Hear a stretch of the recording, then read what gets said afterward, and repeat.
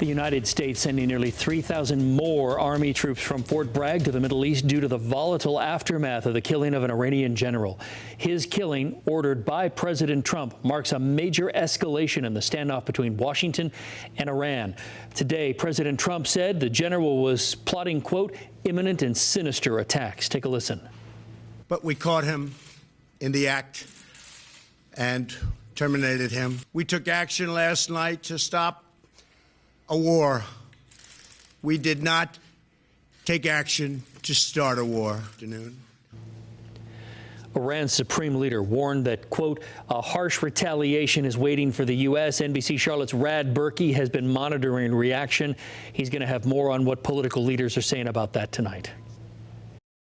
As might be expected, reaction was pretty much split down party lines, with some saying the strike was more than justified, while others said that President Trump should have sought congressional approval first. The drone strike near the Baghdad airport killed Iranian General Qasem Soleimani, one of Iran's top military leaders.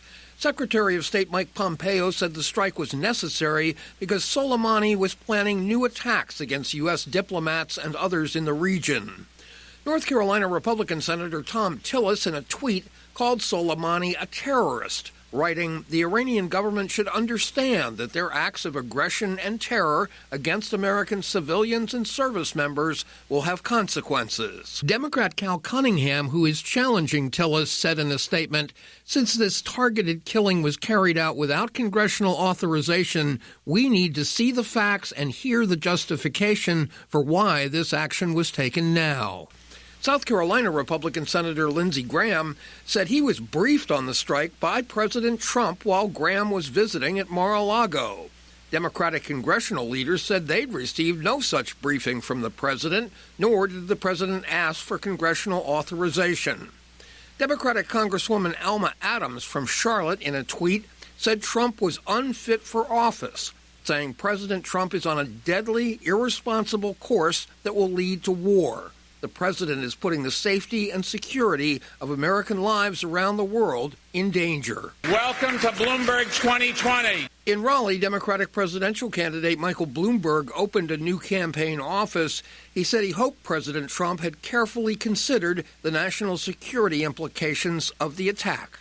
Given his track record and his history of making reckless decisions and impulsive decisions that undermine U.S. strategic objectives and weaken our allies, particularly recently in Syria, there's every reason, I think, to be deeply concerned. Tonight there is concern on both sides of the aisle over what could happen next.